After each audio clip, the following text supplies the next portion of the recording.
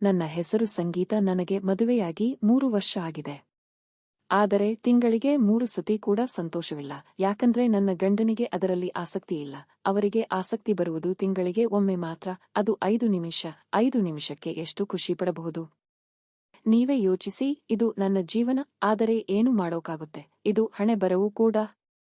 ಆದರೆ ನನ್ನ ಗಂಡ ತುಂಬಾ ಒಳ್ಳೆಯವರು. ಬೇರೆ ವಿಷಯದಲ್ಲಿ ಚೆನ್ನಾಗಿ ನೋಡಿಕೊಳ್ಳುತ್ತಾರೆ. ನನಗೆ ಬೇಕಾಗಿದ್ದು ಕೊಡುತ್ತಾರೆ. ಶಾಪಿಂಗ್ ಕರ್ಕೊಂಡು ಹೋಗ್ತಾರೆ, ಹೊರಗಡೆನೂ ಕರ್ಕೊಂಡು ಹೋಗ್ತಾರೆ. ಇದೊಂದು ವಿಷಯದಲ್ಲಿ ನನಗೆ ಕೊರತೆ ಇರೋದು. ನನ್ನ ಸ್ನೇಹಿತರ ಹತ್ರ ಹೇಳಿದರೆ ಅವರಿಗೆ ಕೆಲವರಿಗೆ ಅಷ್ಟೇ ಆಗೋದು ಅಂತ ಸಮಾಧಾನಪಡಿಸುತ್ತಾಳೆ.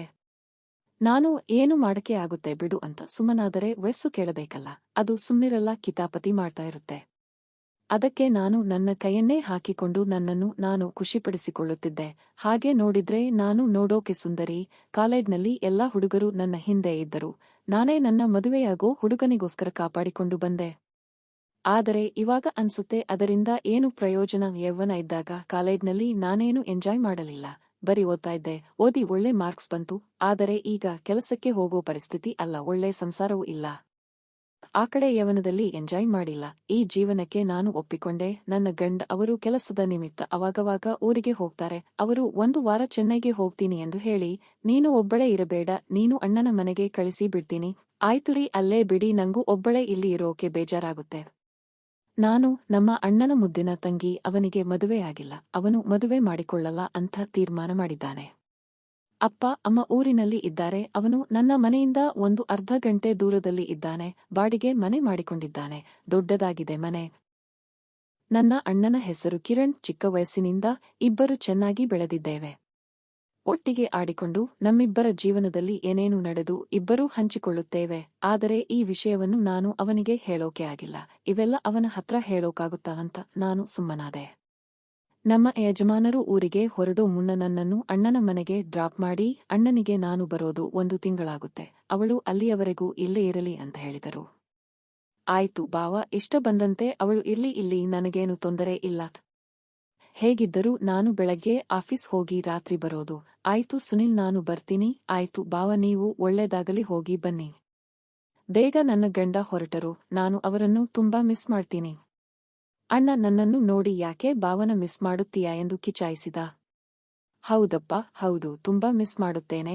ನಿನಗೇನು ಗೊತ್ತು ನನ್ನ ಕಷ್ಟ ಎಂದು ಮನಸ್ಸಿನಲ್ಲಿ ಅನ್ಕೊಂಡೆ. ಸರಿ, ರಾತ್ರಿ ಊಟಕ್ಕೆ ಏನು ಮಾಡುತ್ತಿದ್ದೀನಿ, ಬಾ ತಿನ್ನು ಬಾ. ಇಬ್ಬರೂ ಒಟ್ಟಿಗೆ ಊಟ ಮುಗಿಸಿದ್ವಿ. ಅಣ್ಣ ಟಿವಿ ನೋಡ್ತಾ ಕೂತ. ನಾನು ಪಕ್ಕದಲ್ಲಿ ಇದ್ದ ಅವನ ಮೊಬೈಲ್ನನ್ನು ತೆಗೆದುಕೊಂಡು ಏನಿದೆ ಅವನ ಫೋಟೋನಲ್ಲಿ ಎಂದು ನೋಡ್ತಾ ಇದ್ದೆ. ಅವನ ಫೋನ್ನಲ್ಲಿ ಅವನ ಕೆಲಸಕ್ಕೆ ಸಂಬಂಧಿಸಿದ ಫೋಟೋಗಳು ಇದ್ದವು. ಅವನ ಕೆಲವು ಫೋಟೋಸ್ ಮತ್ತೆ ನಮ್ಮಿಬ್ಬರ ಫೋಟೋಸ್ ಜಾಸ್ತಿ ಇತ್ತು. ಆಮೇಲೆ ನಾನು ಸಡನ್ ಆಗಿ ಏನೋ ಹುಡುಕಬೇಕು ಎಂದು ನೋಡಿದೆ. ಆದರೆ ಅವನು ನಿನ್ನೆ ರಾತ್ರಿ ಅಣ್ಣ ತಂಗಿಯರ ಖುಷಿಪಡಿಸುವ ವಿಡಿಯೋಗಳನ್ನು ನೋಡಿದ್ದ. ಅವನ ಮೊಬೈಲ್ನಲ್ಲಿ ಹುಡುಕಿರುವುದೆಲ್ಲ ಬರೀ ಅದೇ ಇತ್ತು. ಇದೇನು ಅವನು ಈ ತರ ನೋಡ್ತಾ ಇದ್ದಾನೆ ಎಂದು ನಾನು ಅಂದುಕೊಂಡು ಸುಮ್ನೆ ಫೋನ್ ಇಟ್ಟೆ. ಅವನನ್ನು ಕೇಳಲಿಲ್ಲ. ಸರಿ, ರಾತ್ರಿ ಲೇಟ್ ಆಗಿದೆ, ಇಬ್ಬರೂ ಮಲಗೋಣ ಅಂತ ಹೇಳಿ ನಾವು ನಮ್ಮ ರೂಮಿಗೆ ಹೋಗಿ ಮಲಗಿದ್ವಿ. ನನಗೆ ರಾತ್ರಿಯೆಲ್ಲ ಅಣ್ಣ ಯಾಕೆ ಈ ತರ ಹುಡುಕಿದ್ದಾನೆ, ಇದನ್ನೇ ನೋಡಿದ್ದಾನೆ ಎಂದು ಕುತೂಹಲ. ಅವನಿಗೆ ಏನು ಬೇಕಾಗಿದೆ? ಅವನು ನನ್ನನ್ನು ಈ ತರ ನೋಡುತ್ತಾನಾ ಅಂತ ಸಾವಿರಾರು ಪ್ರಶ್ನೆಗಳು ನನ್ನ ಮನಸ್ಸಿನಲ್ಲಿ ಬಂದವು. ಸರಿ ಆಯ್ತು, ಹೇಗೋ 1 ತಿಂಗಳು ಇರ್ತೀನಿ, ತಿಳಿದುಕೊಳ್ಳೋಣ ಎಂದು ಸುಮ್ಮನಾದೆ. ರಾತ್ರಿ ಕಷ್ಟಪಟ್ಟು ಮಲಗಿದೆ. ಬೆಳಗ್ಗೆ ಅಣ್ಣನಿಗೆ ಅಡುಗೆ ಮಾಡಿ ಟಿಫನ್ ಬಾಕ್ಸ್ ಕಟ್ಟಿಕೊಟ್ಟೆ. ಅಣ್ಣ ನಾನ ಇರೋವರೆಗೂ ಸ್ವಲ್ಪ ಬೇಗ ಬಾ, ನಾನು ಒಬ್ಬಳೇ ಬೇಜಾರಾಗುತ್ತೆ. ಆಯ್ತಮ್ಮ, ಬೇಗ ಬರ್ತೇನೆ. ಅಣ್ಣ ಆಫೀಸ್ಗೆ ಹೋದ. ನಾನು ಅವನ ಜೊತೆ ಕಣ್ಣಲ್ಲಿ ಕಣ್ಣಿಟ್ಟು ಮಾತನಾಡಲು ಸಾಧ್ಯವಾಗಲಿಲ್ಲ. ಅವನು ನನ್ನ ಯಾವ ರೀತಿ ನೋಡುತ್ತಾನೆ ಎಂದು ಪರೀಕ್ಷಿಸುವ ನಿರ್ಧಾರಕ್ಕೆ ಬಂದೆ. ಅವನು ಸಂಜೆ ಬೇಗ ಬಂದ. ನಾನು ಅವನು ಸೂಕ್ಷ್ಮವಾಗಿ ಗಮನಿಸುತ್ತಿದ್ದೆ.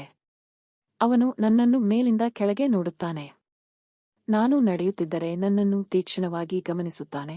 ರಾತ್ರಿ ಇಬ್ಬರು ಊಟ ಮಾಡುವಾಗ ನಾನು ಧರಿಸಿದ ನೈಟಿಲೂಸ್ ಇದ್ದಿದ್ದರಿಂದ ಮುಂದೆ ಬಡಿಸುವಾಗ ಬಾಗಿದೆ. ನನ್ನ ಆಪಲ್ಗಳು ಕಾಣುತ್ತವೆ. ಅವನು ಅದನ್ನೇ ನೋಡುತ್ತಾ ಇರೋದು ನನಗೆ ಗೊತ್ತಾಯಿತು. ಆದರೆ ಅವನು ಏನು ಗೊತ್ತಿಲ್ಲದಂತೆ ನಟಿಸುತ್ತಿದ್ದ. ನಾನು ಅವನನ್ನು ಆಟ ಆಡಿಸಬೇಕು. ಅವನ ಮನಸ್ಸಿನಲ್ಲಿ ಇರೋ ಆಸೆ ಅವನೇ ಬಾಯಿಬಿಟ್ಟು ಹೇಳ್ಕೋಬೇಕು. ನಾನು ಬೇಕಂತಲೇ ರಾತ್ರಿ ಅವನಿಗೆ ನನ್ನ 2 ದಪ್ಪ ಹಣ್ಣುಗಳ ಸೀಳು ಚೂಪಾಗಿ ಕಾಣುವಂತೆ ಮಾಡುತ್ತಿದ್ದೆ. ಅವನ ಕಣ್ಣು ಅಲ್ಲೇ ನೆಟ್ಟಿತು. ಮತ್ತೆ ನಾನು ಗಮನಿಸಿದೆ. ಅವನ ಕಂಬ ಗಟ್ಟಿಯಾಗಿ ಹೊರಗಡೆ ಕಾಣಿಸುತ್ತಿತ್ತು. ನನಗೆ ಅದನ್ನು ನೋಡಿ ತಡೆಯಲಾಗಲಿಲ್ಲ. ಯಾವಾಗ ಅದನ್ನು ನನ್ನದಾಗಿಸಿಕೊಳ್ಳುತ್ತೇನೋ ಎಂದು ಕಾಯುತ್ತಾ ಇದ್ದೇನೆ. ಮರುದಿನ ನಾನು ಸ್ನಾನ ಮಾಡಲು ಹೋದೆ. ಬೇಕಂತಲೇ ಅಣ್ಣನಿಗೆ ಕರೆದು ಅಣ್ಣ ಟವಲ್ ಕೊಡು ಎಂದು ಕೇಳಿ ಆಚೆಕಡೆ ಟವಲ್ನಲ್ಲೇ ಬಂದೆ. ಅವನು ನನ್ನನ್ನು ಹೀಗೆ ನೋಡುತ್ತಿದ್ದಾನೆ. ಯಾಕಣ್ಣ ನನ್ನನ್ನು ನೋಡಿಲ್ವಾ ನೀನು? ನಿನ್ನನ್ನು ಚಿಕ್ಕ ವಯಸ್ಸಿನಿಂದ ನೋಡಿದ್ದೇನೆ. ನೀನು ಎಳೆ ಮಗು ಆಗಿದ್ದಾಗ ಹೇಗೆ ಚಡ್ಡಿ ಇಲ್ಲದೆ ಇರುತ್ತಿದ್ದೆ ಎಂದು ನನಗೆ ಗೊತ್ತಿದೆ. ಆದರೆ ಇಂದು ಹೇಗೆ ಬೆಳೆದಿದ್ದೀಯಾ ನೋಡು, ನಿನ್ನಲ್ಲಿ ಯೌವನ ತುಂಬಿ ತುಳುಕುತ್ತಿದೆ. ಏನು ಪ್ರಯೋಜನ ಅಣ್ಣ? ಈ ಯೌವನಕ್ಕೆ ತಣ್ಣೀರು ಸುರಿಯುತ್ತಿದ್ದಾರೆ.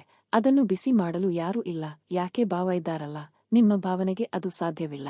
ಹೀಗೆ ಮಾತಿಗೆ ಮಾತು ಬೆಳೆಸಿ ನನ್ನ ಎಲ್ಲ ಸಮಸ್ಯೆಗಳನ್ನ ಹೇಳಿಕೊಂಡೆ. ಇವತ್ತು ನಿನ್ನನ್ನು ಸಣ್ಣ ವಯಸ್ಸಿನಲ್ಲಿ ಇದ್ದಾಗ ಹೇಗೆ ಇದ್ದು ಹಾಗೆ ನೋಡಲು ಇಷ್ಟಪಡುತ್ತೇನೆ. ಅದಕ್ಕೇನಂತೆ ಅಣ್ಣ ಅಂತ ಟವಲ್ ಜಾರಿಸಿದೆ. ನಮ್ಮಿಬ್ಬರ ನಡುವೆ ಅಂತರ ಕಡಿಮೆಯಾಯಿತು. ಅವನ ಗಟ್ಟಿಯಾದ ಕಂಬ ತನ್ನ ಶಕ್ತಿ ಪ್ರದರ್ಶನ ಮಾಡಲು ಕಾಯುತ್ತಾ ನನ್ನನ್ನು ತನ್ನಡೆಗೆ ಸೆಳೆಯುತ್ತಿತ್ತು. ಅಣ್ಣ ನೀನೆಷ್ಟು ಒಳ್ಳೆಯವನು. ಹೌದಾ, ಇದು ನನಗೆ ಮೊದಲ ಬಾರಿಯಾದರೂ ನೀನು ಒಳ್ಳೆ ಪ್ರಯತ್ನ ಮಾಡಿದೆ. ಆದರೂ ಇನ್ನ ಕಲಿಬೇಕು. ನೀನು ಹೇಗಿದ್ರೂ 1 ತಿಂಗಳು ಇರ್ತೀಯಲ್ಲ, ನನಗೆ ಕಲಿಸಿಕೊಡು. 1 ತಿಂಗಳೇನು ಅಣ್ಣ, ನೀನು ಹೇಗಿದ್ರೂ ಮದುವೆ ಆಗಲ್ಲ. ನಿನಗೆ ಜೀವನ ಪೂರ್ತಿ ಕಲಿಸಿಕೊಡ್ತೀನಿ. ಅವನು ಅವತ್ತು ಆಫೀಸ್ಗೆ ಹೋಗುವುದನ್ನು ಮರೆತು ಸಂಜೆಯ ತನಕ ನಮ್ಮ ಆಟ ನಡೆಯಿತು. ಒಂದೇ ದಿನದಲ್ಲಿ 5 ಬಾರಿ ಆಯಿತು. ನನಗೆ ಸುಸ್ತಾಯಿತು. ಆದರೆ ಅಣ್ಣನಿಗೆ ಇನ್ನೂ ಸುಸ್ತಾಗಿಲ್ಲ. ಅಣ್ಣ ರಾತ್ರಿಗೆಗೆ ಸ್ವಲ್ಪ ಉಳಿಸಿಕೊಳ್ಳೋಣ ಇರು ಅಂದೆ. ಅಣ್ಣ ರಾತ್ರಿ ಊಟಕ್ಕೆ ಹೊರಗಿನಿಂದ ಆರ್ಡರ್ ಮಾಡಲು ಹೇಳಿದೆ. ಯಾಕಂದ್ರೆ ನನಗೆ ತುಂಬಾ ಸುಸ್ತಾಗಿತ್ತು. ಅಣ್ಣ ನನಗೋಸ್ಕರ ಸ್ವೀಟ್ ಮತ್ತು ಮಲ್ಲಿಗೆ ಹೂವನ್ನು ತರಿಸಿದ. ಮಲ್ಲಿಗೆ ಹೂವನ್ನು ನನ್ನ ಮೇಲೆ ಚೆಲ್ಲಿ, ನೀನು ನನ್ನ ದೇವತೆ, ನಿನ್ನನ್ನು ದೇವತೆಯ ಹತ್ತಿರ ಪೂಜೆ ಮಾಡುತ್ತೇನೆ. ಮತ್ತೆ ರಾತ್ರಿ ಜಾಗರಣೆ ಮಾಡಿ ಪೂಜಿಸಿದ. ಮರುದಿನ ನನ್ನ ಗಂಡ ಫೋನ್ ಮಾಡುತ್ತಾನೆ. ನಾನು ಅಣ್ಣನ ಮನೆಯಲ್ಲಿ ತುಂಬಾ ಸಂತೋಷವಾಗಿದ್ದೇನೆ.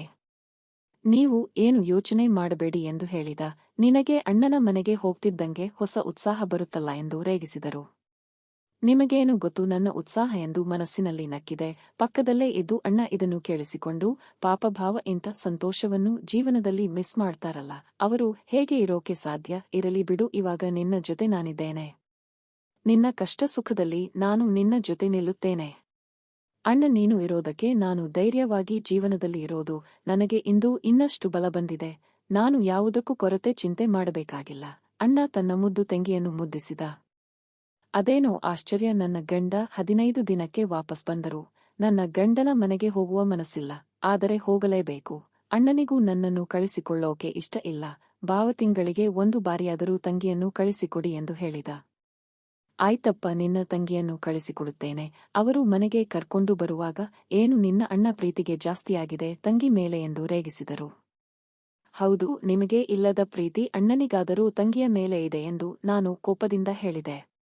ನಿನ್ನಿಂದ ದೂರ ಇದ್ದ ಮೇಲೆ ಯಾಕೋ ಈ ಸಾರಿ ನನಗೆ ನನ್ನ ತಪ್ಪಿನ ಅರಿವಾಗಿದೆ. ನನ್ನನ್ನು ಕ್ಷಮಿಸು. ಇನ್ನು ಮೇಲೆ ನಾವಿಬ್ಬರೂ ಚೆನ್ನಾಗಿರೋಣ. ನನಗೆ ಖುಷಿಯಾಯಿತು. ನನ್ನ ಗಂಡ ಸರಿ ಹೋದರು. ಜೀವನದಲ್ಲಿ ಸಂತೋಷ ಉಕ್ಕಿ ಹರಿಯುತ್ತಿತ್ತು. ಗಂಡನ ಮನೆಯಲ್ಲಿ ಸಂತೋಷ್, ಅಣ್ಣನ ಮನೆಯಲ್ಲಿ ಸಂಭ್ರಮ. ಒಟ್ಟಿನಲ್ಲಿ ನನಗೆ 2 ಕಡೆ ಆಫರ್ ಸಿಕ್ಕಿತು. ನನ್ನ ಜೀವನದಲ್ಲಿ ಅಣ್ಣ ಮತ್ತು ಗಂಡ 2 ಶಕ್ತಿಗಳು. ಅವರಿಂದಾನೇ ನಾನು ಇಂದು ಜೀವಿಸ್ತಾ ಇರೋದು.